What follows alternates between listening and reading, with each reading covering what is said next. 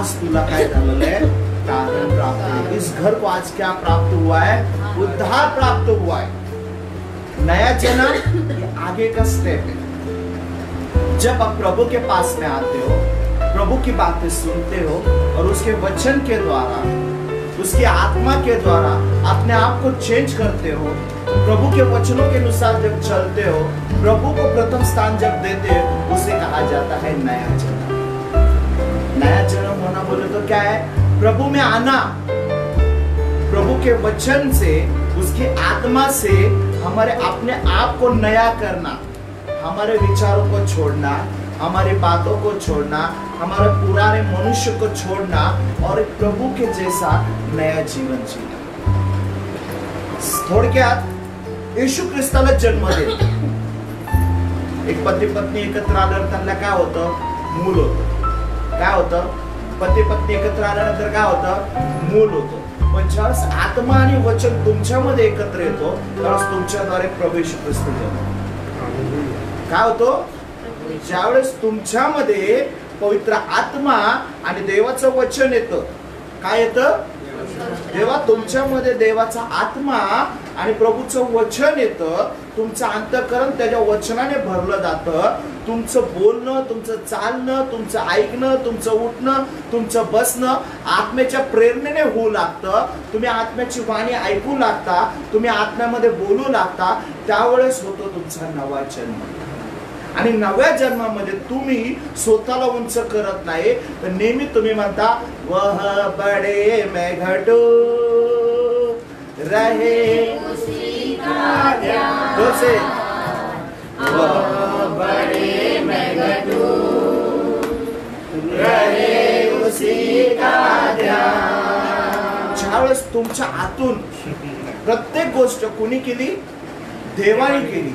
ज्यावेळेस देवाला तुम्ही श्रेष्ठत्व देता, देवाला तुम्ही प्राधान्य देता, देवाला प्रथम स्थान करता, त्यावेळेस तुमचा नवा जन्म झालेला असतो। पण त्याच्या अगोदर ज्यावेळेस तुमच्या आतमध्ये उत्सुकता लागते की मला बघायचं येशू कोण आहे, येशू काय, येशू कसा आहे, मी तर पापी आहे, माझ्या पापांची क्षमा होणार का, मला प्रभू येशू ख्रिस्त स्वीकारणार का, प्रभू येशू माझ्यावरती प्रेम करणार का, मी प्रभूवरती विश्वास ठेवू शकतो का, या गोष्टी ज्यावेळेस घडामोडी व्हायला लागतात आणि ज्यावेळेस त्या प्रभू येशू ख्रिस्ताकडे तुम्ही येता, त्याच्यावरती विश्वास होता की यस प्रभू येशू माझ्या पापासाठी काय झालेला आहे? मरण पावलेला आहे। प्रभू येशूला बसल्याने फटक्यांनी मला काय झालेलं आहे? आरोग्य मिळालेलं आहे।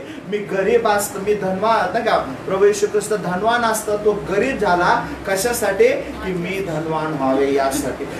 या गोष्टी तुम्हाला कळू लागतात आणि ऑटोमॅटिक तुमच्या अंतःकरणामध्ये प्रभू हाच येशू ख्रिस्त आहे। प्रभू हाच कोण आहे? तो माझ्या पापासाठी मरण पावला, तो माझ्यासाठी उठला, तो पुनरुत्थित झाला, यावरती तुमचा विश्वास ज्यावेळेस येऊ लागतो, काय होतो? ज्यावेळेस तुमचा विश्वास भक्कम होतो की नाही येशूच कोण आहे, आणि ज्यावेळेस तुमचं मुख बोलू लागतं की येशू काय आहे? प्रभू आहे, त्यावेळेस तुमचं काय होतं?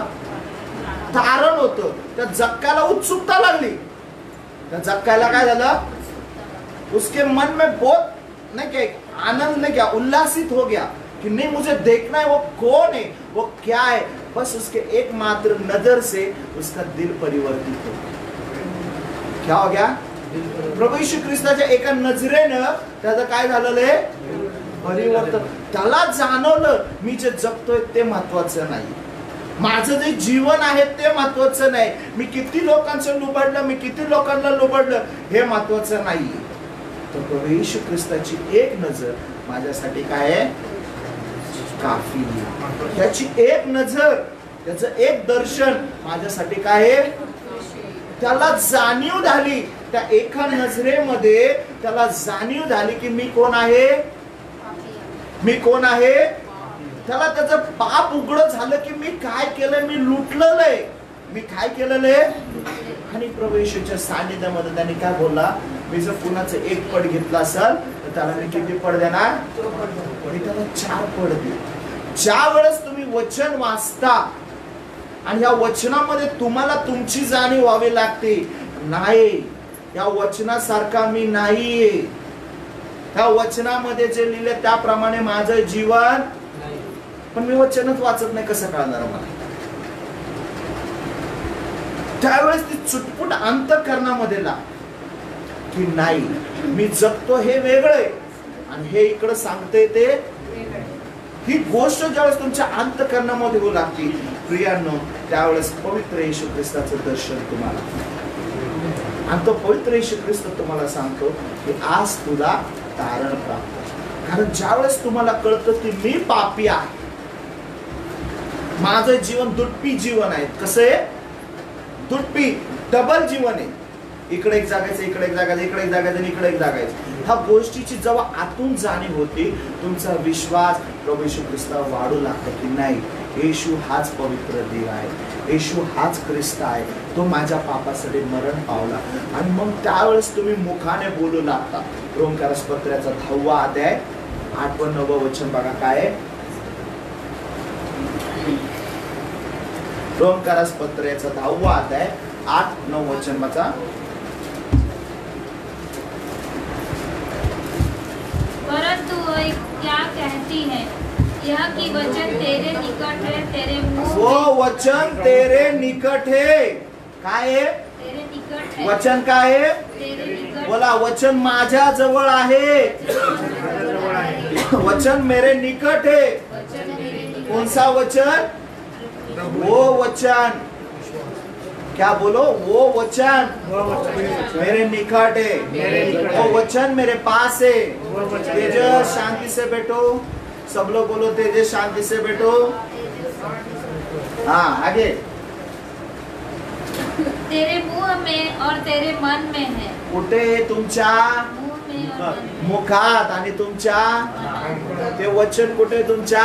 आता अपने मुख में है या नहीं वो मेरे को मालूम नहीं है, हमारे अंदर है या नहीं वो भी मेरे को मालूम नहीं. बात समझ रहे क्या? हेलो हेलो, समझ रहे क्या?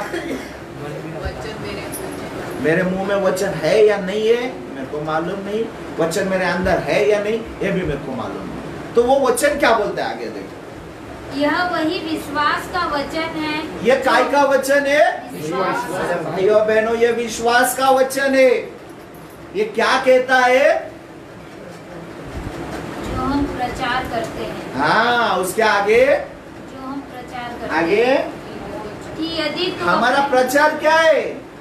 हम क्या प्रचार करते? हम किसको प्रचार सुनाने जाते?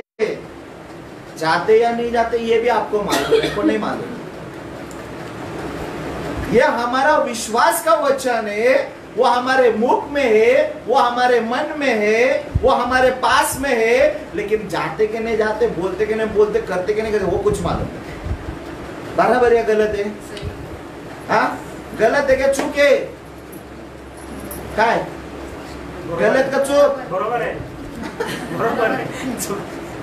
आगे. हाँ, क्या है नवा वचन? क्या है? कि यदि तू अपने मुंह से यीशु को प्रभु जानकर अंगीकार करे. यदि ऐसा करो, यदि मैं मेरे मुख से क्या? यीशु को प्रभु जानकर, यीशु को हाँ अंगीकार करे. क्या करूंगा? अंगीकार. खाली मुंह में यीशु नाम और बगल में छुरे नहीं. यीशु नाम लेके खाली बगल में छुरे रखने का नहीं. क्या बोला है उसने? अंगीकार करे. यीशु नाम क्या है? यीशु को प्रभु जानकर अंगीकार यीशु करे. को प्रभु जानकर मैं क्या करूंगा? उसका मैं क्या करूं? अंगीकार करो. अंगीकार खाली Yeshu Yeshu Yeshu Yeshu Yeshu Yeshu hallelujah hallelujah hallelujah hallelujah praise the Lord praise the Lord praise the Lord. नहीं पहले के अंगात येते शांताराम बांधाराम बांधाराम गांधाराम धांधाराम, वो नहीं. वो बोलता है यीशु को प्रभु जानकर कहकर उसका अंगीकार करने, यानी जो यीशु ने बोला है, जो यीशु ने कहा है, उसके मार्गों पे चलना, उसके बातों को सुनना और वैसा करना। 99.9% लोग खाली यीशु यीशु यीशु यीशु यीशु पोपट पंछी। अंगीकार करने वाले 1% लोग, हमें उसका अंगीकार करना है। आगे, और अपने मन से विश्वास करेगी, और अपने मन से विश्वास करना है कि परमेश्वर ने उसे मरे हुओं में से जिलाया। यीशु को परमेश्वर ने मरे हुए से क्या किया है? जिलाया है। त्याला काय केलंय? त्याने पुनरुत्थित केलेलं आहे। पुढे आगे, तो तू निश्चय उद्धार पाएगा। तू नीचे क्या करेगा? उद्धार उद्धार पाने का सीधा साधा स्टेप है। आपको सबसे पहले यीशु का नाम लेके उसको बुलाना है। 13वां वचन पढ़िए। क्योंकि जो कोई प्रभु का नाम लेगा वह उद्धार पाएगा। जो कोणी प्रभू येशू ख्रिस्ताचं नाव घेईल तो काय करल? जो कोणी, बोला, जो कोणी प्रभू येशूचं नाव घेईल तो काय करल? त्याचं तारण होईल। हालेलुया। प्रेषितांचे कृत्य 16 अध्याय 31 वचन काढा। फिर प्रेषितांचे कृत्य 4 अध्याय 12 वचन काढा। बायबल कुठे आहे? अवघड आहे। यहाँ आना तो बाइबल लेके आना। काढ़ा प्रेषित 4:12, प्रेषित 16:31 फटाफट।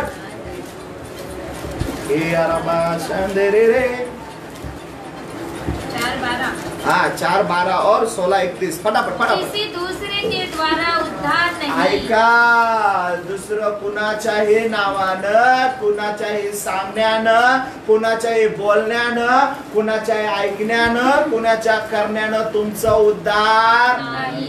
आता लोक म्हणतात मंगळवारच्या प्रार्थनेला बस, 15 ऑगस्टला तुझं तारण, मंगळवारच्या प्रार्थनेला बस, 26 जानेवारीला तुझं तारण आहे। बरं होईल तर होईल, देव त्यांना सांगणार मग तुमचं तारण। देवाचं वचन सांगतं बाबा रे, कुणाच्या वारे काय केले? काय? किसी दूसरे के द्वारा उद्धार किसी नहीं। दूसरे के द्वारा उद्धार नहीं है। केवल आगे, क्योंकि स्वर्ग के नीचे स्वर्ग के नीचे और मनुष्यों में और कोई दूसरा नाम नहीं दिया दूसरा गया, कोई नाम नहीं दिया नहीं गया। है। आगे, जिसके द्वारा हम उद्धार पा सके। जिसके द्वारा हम क्या करेंगे? आगे पढ़िए। हाँ पढ़िए। जब उन्होंने पतरस ओके 16:31 पढ़िए। कळलं? कुणाचं सांगण्याने नाही, बोलण्याने नाही, ऐकण्याने नाही, करण्याने नाही, उन्होंने फक्त कहा प्रभु यीशु मसीह पर विश्वास कर। तो क्या कर? प्रभु यीशु मसीह तो पर फक्त विश्वास प्रभू येशू ख्रिस्तावरती काय कर? विश्वास कर। तो फक्त प्रभू येशू ख्रिस्तावरती काय कर? विश्वास। म्हणजे तुझं काय होईल? तो तू और तेरा घराणा उद्धार पाएगा। ऐक, फक्त तुझंच नाही तर तुझ्या विश्वासाने तुझ्या घराण्याचं पण काय होईल? तुझ्याच एकट्याचं नाही तर कुणाचं होईल? नीट ऐका वचन काय? प्रेषित 16:31। तू जर विश्वास ठेवलास तर प्रभूचं वचन सांगतं फक्त तुझंच नाही तर तुझ्याने कुणाचं? तुझे आणि तुझ्या घराण्याचं काय होईल? पण ह्याची दुसरी बाजू, फक्त तू तोंडाने येशू केलं, तुझे घरचे पण तोंडाने येशू कर। काय करते? तुझं तोंडाने फक्त येशू केलं तर तुझे घरचे पण कसे करतील? हॅलो, मेरे तरफ देख के बोलो। तुम्ही फक्त तोंडाने येशू केलं तर तुमचे घरचे काय होतील? कसे? पण तुम्ही जर त्याचा अंगीकार केला तर तुमचे घरचे पण ऑटोमॅटिक काय करतील? तुमचे घरचे पण ते काय करतील? हा विश्वास फक्त विश्वास नाही, त्या विश्वासाप्रमाणे जगणं पण गरजेचं। तो अंगीकार करणं पण काय आहे? गरजेचं आहे। तोंड कुठे? शरीरामध्ये का मनामध्ये का आत्म्यामध्ये? परत विचार करून सांगा उत्तर। हा, तुमचं तोंड कुठे आहे? हा, पक्का ना? का मनामध्ये? लॉक केलं. मन कुठे तुमचं? मन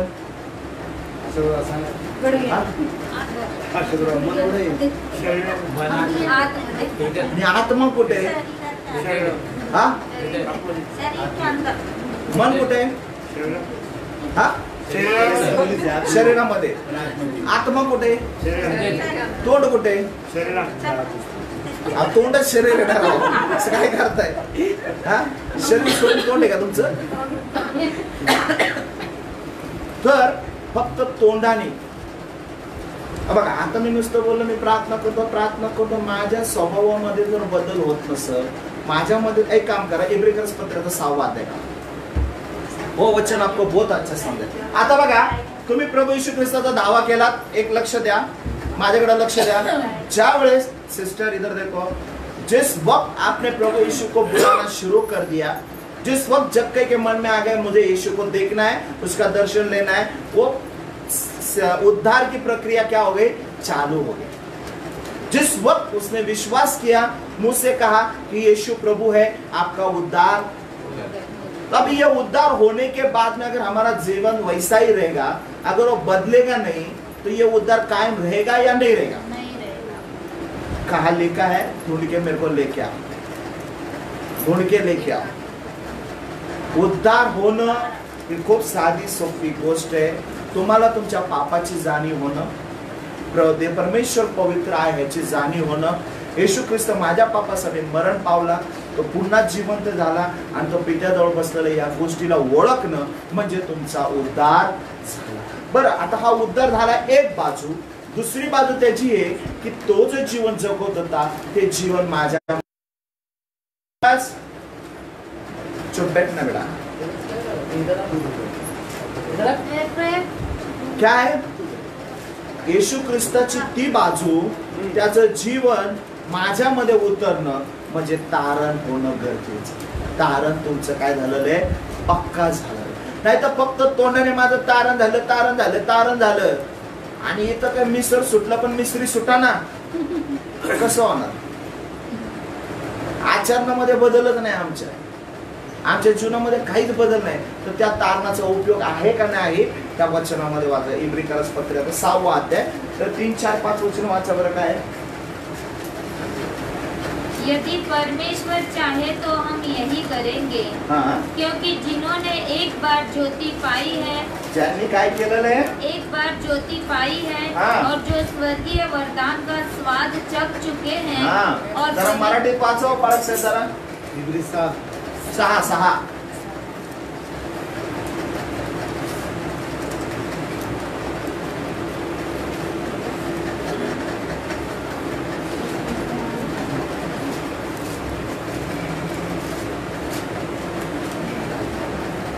3, 4, 5 एक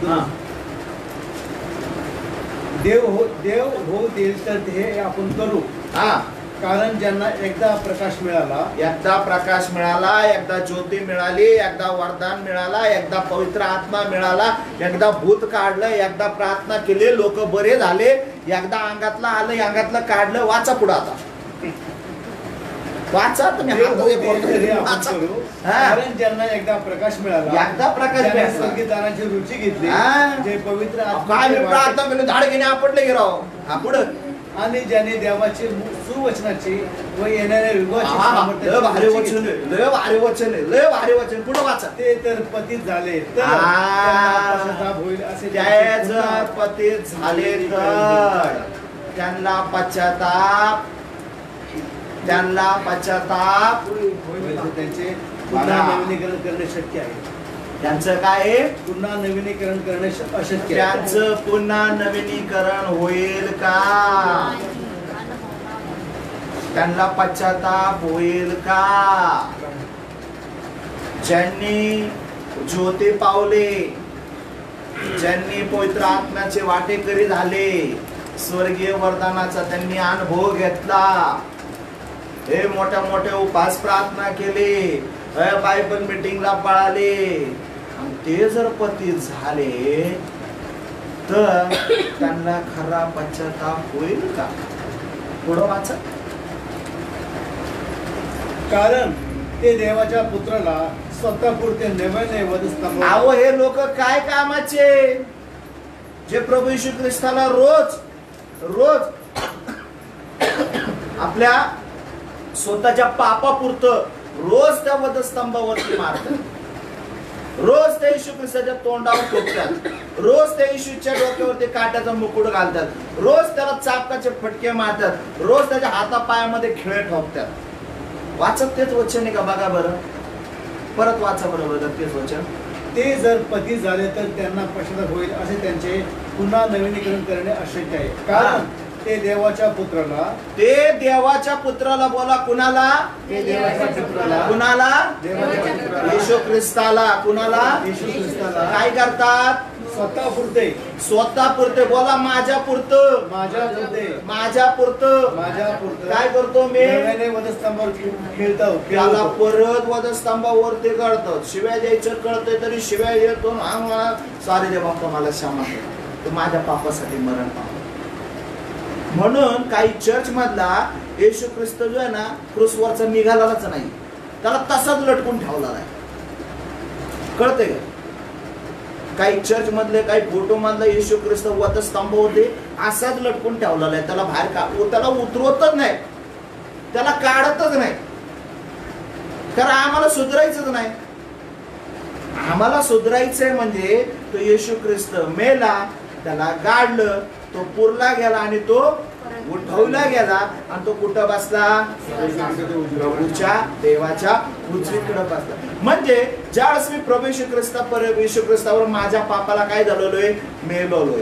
आता ते पाप माझ्या जीवनामध्ये परत. पण मी काय करतोय? रोज म्हणतोय प्रभू येशू ख्रिस्त माझ्यासाठी मेला, माझ्यासाठी नाही का मरण पावला, माझ्यासाठी. रोज मी पाप करणार, रोज त्याला मान. रोज मी पाप करणार, रोज त्याला मान. तिथल्या तिथंच आपण डान्स करतो. हे ख्रिस्ती जीवन कामाचं नाही, हे ख्रिस्ती जीवन कामाचं नाही. ज्या वेळेस प्रभू येशू ख्रिस्ताचा तुम्ही अंगीकार करता त्यावेळेस एक गोष्ट लक्षात ठेवा, तुम्ही त्याच्याबरोबर काय गेलेले आहात? मारले गेलेले आहात. तुम्ही त्याच्याबरोबर पुरले गेलेले आहात. तुम्ही त्याच्याबरोबर उठवले गेलेले आहात. आणि जोपर्यंत तुम्ही त्याच्यासारखं जीवन जगत नाही, तुम्ही तुमच्या स्वतःच्या पापाला नाही बोलत नाही, जोपर्यंत तेच पाप पुन्हा पुन्हा पुन्हा करत तुम्ही थांबवत नाही, तोपर्यंत तुम्ही प्रभू येशू ख्रिस्ताचा अंगीकार करू शकत नाही.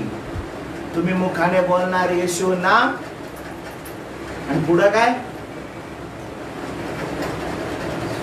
काय? जीवनामध्ये प्रभू येशू ख्रिस्ताचा अंगीकार जर नसल, ते तारण नाहीये, तो बाप्तिस्मा नाहीये, आणि तो नवा जन्म पण नाही. काय नाहीये?